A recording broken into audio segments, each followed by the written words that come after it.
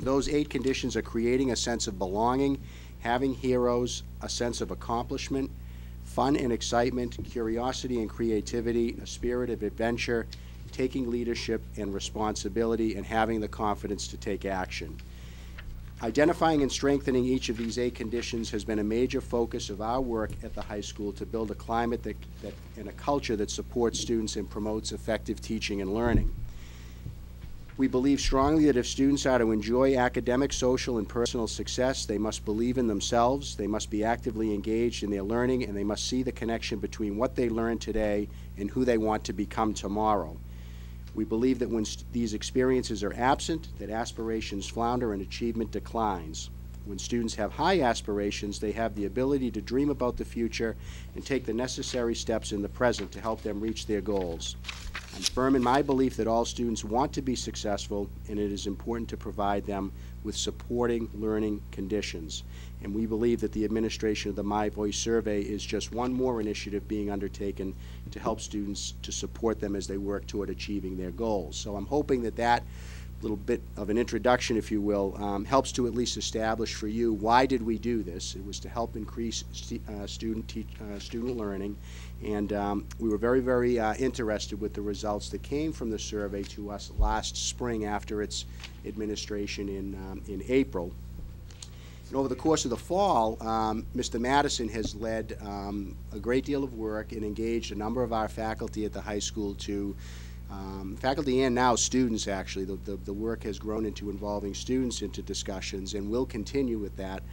But essentially, we have been taking a look at what the survey results produced, how students responded. Again, these would be last year's 9th, 10th, and 11th and 12th graders, okay? So the 12th graders now having graduated the class of 2010, and our current freshmen would not have taken part in this. So I just want to remind you that the focus was on the 4 grades in the last school year. So again, Mr. Madison has done a great deal of work on this.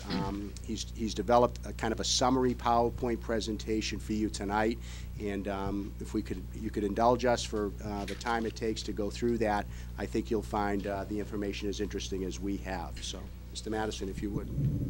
Thank you, everybody. As Mr. Bernard said, this survey was created by the Coeli Institute, and the Coeli Institute's motto is, when students have high aspirations, they have the ability to dream about the future while being inspired in the present to reach those dreams. And Mr. Bernard also spoke about the 8 conditions here. I'll go into those in more detail when I go over the data that we received. This survey has been administered to hundreds of thousands of middle school and high school students. It has been the same survey has been administered in the middle school prior to us administering it. We administered the survey twice, once where we got most of the students to participate in the survey, and then we had a second administration to try to make sure that we could take into account all the students who were absent on the day we had it. The survey consists of 69 questions on a 5-point Likert scale. The choices for the students to select from are strongly agree, undecided, disagree, and strongly disagree. This might be a little bit hard to see. This is the demographics from the survey that we administered. As you might be able to see up here, you're probably wondering why it's ages 9 through 20, and also why there are grades 6 through 12. What happens, one student mistakenly wrote that they were a 9-year-old in 6th grade. This confused the computer scoring program, so it tried to figure out how it can report data on 10, 11, 12, 13-year-olds, and also 6th, 7th, and 8th graders. It was not successful in doing that, so primarily the data is our high school data, grades 9 through 12. Quick question before you go on. Why wasn't that thrown out as an outlier? What do you mean by that? Oh, sorry, I'm a statistician. Okay. Why wasn't it thrown as an outlier? Because why didn't they just toss it so that, you know, they're just looking at the 14 through 20 as opposed to just, it's only one person, so it shouldn't right. affect We had a number of, sidebar conversation. We had a number of issues with trying to get the scoring done, and that's part of the reason why there's a delay in us getting these results to you now. I had to call Pearson Company a number of times personally to say, where's the data? This actually confused not only the computer program but the actual scorers too. So it threw a big kink into this system. So yeah, I mean, I can assure you that this is a high schooler. Yeah. It's only one student too. That's probably why it wasn't that big of a deal in their eyes. And another reason why we didn't kind of John and I talked about possibly presenting this data in June, because we got the results in May, and we were ready to present in June. But I thought, I really wanted to have some momentum gained. I wanted to include the faculty and get some momentum generated, and I thought that if we presented in June, we'd lose the momentum over the summer. So we decided to present the first day back. So some other data worth pointing out here. As you can see here, we have a very high percentage of the students reporting that they intend to go to college. 93.3% students reported that they intend to go to college after high school. If you have a close eye, you might notice that there are 666 students reported a gender. 674 students actually took the survey, so some students didn't report a gender. It's just worthy of noting. I'd like to draw your attention to this table over here. It brings us some more good news, and nothing that should be really surprising. The kids at the high school are very involved, and many kids are involved in multiple activities. And that's what this chart here shows. Basically, what we see here is that approximately there still are 87% of kids that aren't involved, and that's where we have work left to do here. We want to see all the kids involved at some level in the school system and extracurricular activities. 87 students. Sorry, misspoke. That's a big difference there, for sure. I'm going to show you the national demographics really quickly here, because I'm going to show you compare our data from the high school to the national demographics. One thing I want to point out here is that the national demographic, the data I will be showing you, will be grades 6 through 12. The Coelia Institute does not produce data, does not break the national data up into high school or middle school. It will only present these numbers here, and they do that because they want to encourage school districts to do internal comparisons. But I think it's valuable to have the national data as a point of reference, nonetheless. When we compare, our demographics to the national demographics, there is some differences as far as the diversity of ethnic backgrounds.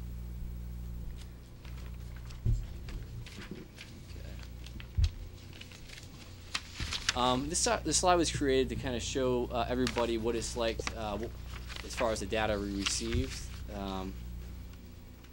The Coelia Institute has decided to report data in terms of total agreement, because they say it provides school with the most reliable information available from the survey, and it prevents people from getting bogged down in discussions about students who marked undecided. The computer scoring program, what it does is it tabulates total and agreement by adding up the students who answer strongly agree and agree. The way we get this data presented allows us to do look at gender differences and also differences across grade level too. Before we move on to the data, I just want to point out these 3 bullets here, bullet points right here. First off, this survey results, it basically shows students' perception of reality. This survey is not a measure of fact, it's a measure of opinion.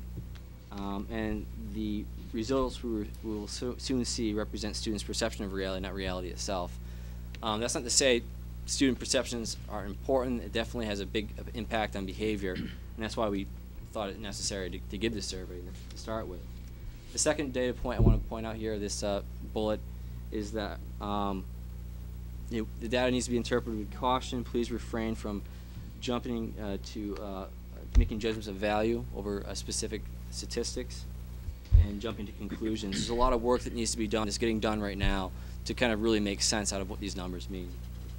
And lastly, the Coelia Institute urges internal comparisons of our own school, our own students from year to year, versus using the national data.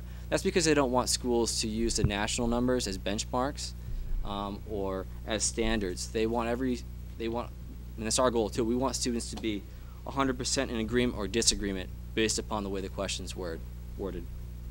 And I'll jump right into the data here.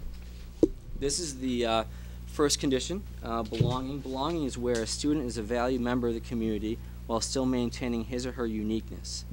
Belonging increases intrinsic motivation by fostering self-confidence and investment in the community. There was a lot of positive statistics here. As you can see over here, this is the North Reading data on these columns right here. And this is the national numbers. It's the same kind of format for all the slides I'll be going over. I want to point out a few numbers that stick out. 72.5% of students agree that school is a welcoming and friendly place. Another really impressive statistic I feel like is 88% of students agree that they feel comfortable going to the cafeteria for lunch, which is very impressive. And this is a lower number. 24% of students agree that bullying is a problem at school. That's not to say bullying is not a problem at school, but you know it is lower than the national numbers there.